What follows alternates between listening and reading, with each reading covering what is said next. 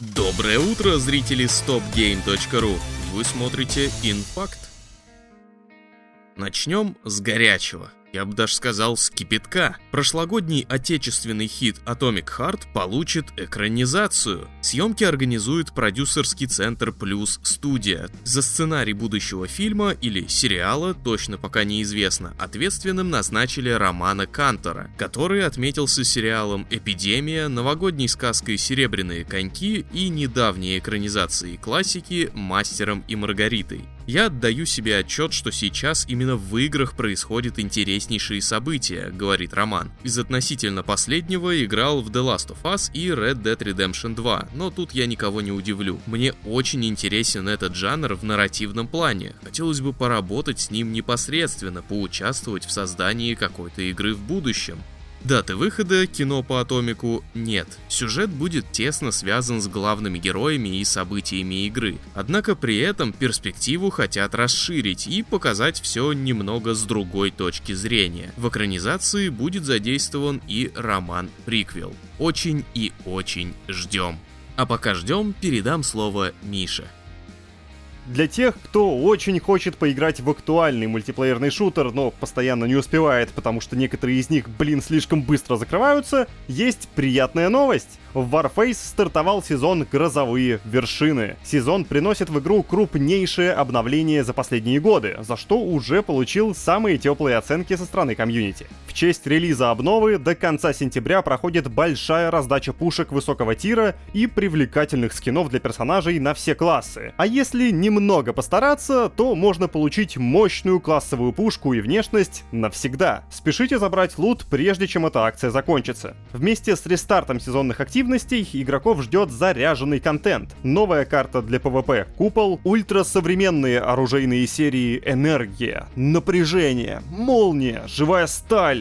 Да только из-за названий хочется их залутать. Еще в игру возвращаются легендарные PvE-операции «Белая акула» и «Марс». И много чего еще там можно найти. Повторюсь, самая щедрая раздача ценного оружия от Warface на старте сезона. Вас ждут, кроме прочего, 4 набора оружия и внешностей, шанс получить крутой пистолет или камуфляж, а еще бустер для скоростной прокачки аккаунта. Переходите только по ссылке в описании и используйте лучшее предложение за всю историю Warface.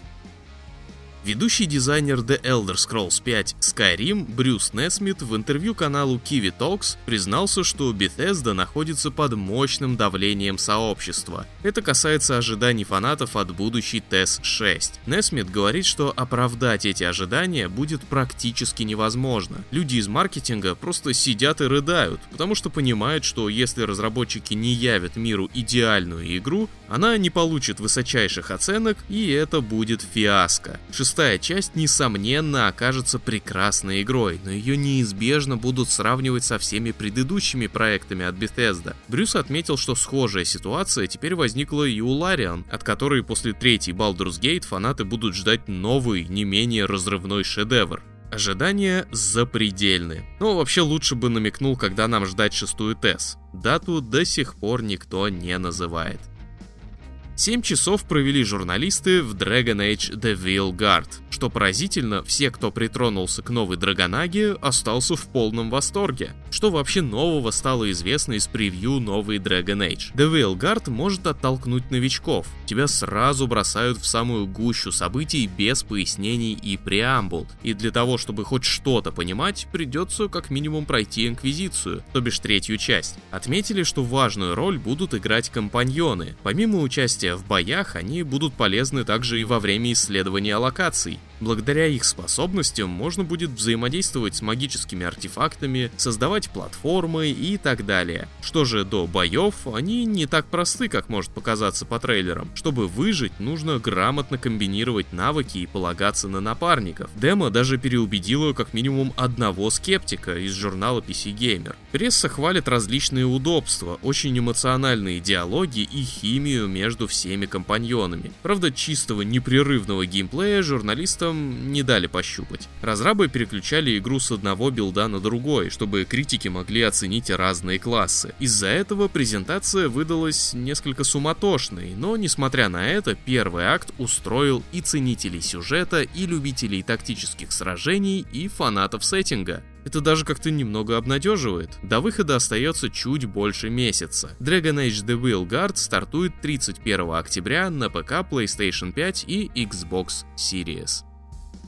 Издание Forbes опубликовало материал со свежими деталями мультиплеерного шутера Marathon от студии Bungie. Разработчики все еще намерены продавать игру за $40, а ведь наверняка будет еще и платная косметика, боевой пропуск. Да, тут у нас недавно случилось Concord, но творцов из Bungie это нисколько не напрягает. Они равняются на создателей Helldivers 2, у которых все очень даже получилось. Презентации Marathon будут проводить аж до весны следующего года. В ближайшее время планируется ролик от нового руководителя проекта Джо Циглера, который намерен заняться развенчиванием нехороших слухов об игре. Непосредственно об игровом процессе автор из Forbes сообщает, что система классов Marathon навевает ассоциации с Apex Legends, но здесь нас ждет больший упор на кастомизацию. Каждый герой имеет уникальные скиллы. Однако ключевыми здесь являются экипировка и древо прокачки. С приходом Циглера в игре стало меньше пазлов и головоломок, связанных с загадками вселенной. Визуальное оформление оставили как есть. Sony требует, чтобы Bungie выпустила Marathon уже в следующем году. У источников Forbes есть основания полагать, что с этим могут возникнуть проблемы, учитывая большой объем работ, неважное положение дел в компании в целом и низкий моральный дух команды.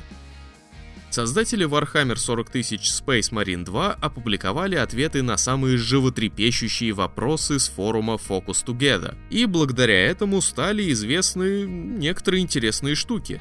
В данный момент студия увеличивает емкость серверов, дабы избежать перегрузок и прочих проблем. В следующем патче обещают улучшить поведение ботов-компаньонов Тита во время босс-файтов, изменят и уровень агрессивности противников на сложности ветеран в угоду соло-игрокам. Сейберы продолжают следить за балансом и планируют будущие правки. Пообещали разобраться с проблемой, когда космодесантники забредают в места спавна врагов и погибают там. В будущем очень вероятно появится пиробластер. А вот чего ждать не стоит, так это слайдера для изменения угла обзора и возможности переключаться между плечами при ведении боя. Подробнее читайте в новости по ссылке. Space Marine 2 доступна на ПК, PlayStation 5 и Xbox Series. Nintendo долго выжидала. Она тихо отслеживала успехи создателей Palworld, и вот наступил момент, когда Империя наносит ответный удар. Постучались, в дверцу офиса Pocket Pair господа юристы. Но вы ведь не забыли про подозрительное сходство Palworld'овских покемонов с настоящими покемонами? Nintendo и владельцы покемонов заявили о нарушении патентных прав, требуют запретить Palworld и выплатить им компенсацию. Иск подан в Токийский окружной суд. Pocket Pair же начала готовиться к судебному разбирательству, но при этом совсем не понимает, в нарушении каких именно патентов ее обвиняют. Девелоперы поблагодарили сообщество за поддержку и принесли извинения, если кому-то известия о судебном разбирательстве доставили дискомфорт. Журналист Том Хендерсон раскрыл новые подробности следующей Battlefield. Итак, источники докладывают, что события игры развернутся в 2027-2030 годах, и посвящены они будут противостоянию НАТО и частной военной организации. Нас ждут разнообразные локации, включая Гибралтар и США, а в режиме королевской битвы местом действия станет тропический регион Штатов. На запуске в мультиплеере будет около 10 карт и 45 видов оружия, что вдвое больше, чем было в базовой Battlefield 2042. Также ожидается обновленная система движений, переработанная разрушаемость, близкая к Rainbow Six Siege, где масштаб повреждений зависит от калибра пушки, и механики, выстроенные особым образом, чтобы игра генерировала моменты Battlefield, то есть эпичные запоминающиеся сцены. С названием игры авторы еще не определились. Открытый тест стартует в начале 2025 года. И завершим выпуск традиционной выдачей косарям. На этой неделе победитель только один, и это SB Hearts, который составил хронику «Первый Сталкер», описывая, какую игру рисовала пресса перед релизом, как игру встретили сразу после запуска и как со временем менялось отношение к культовой игре GSC Game World. Ссылку для заинтересованных оставил в описании. А на этом я закончу. На нашем сайте вчера появился целый ворох свежих материалов. Обзор Lollipop Chainsaw Repop, хек-нарезочка с лучшими моментами Скуфского лимана, а также видеообзор Age of Mythology Retold. Приятного ознакомления и хороших вам выходных!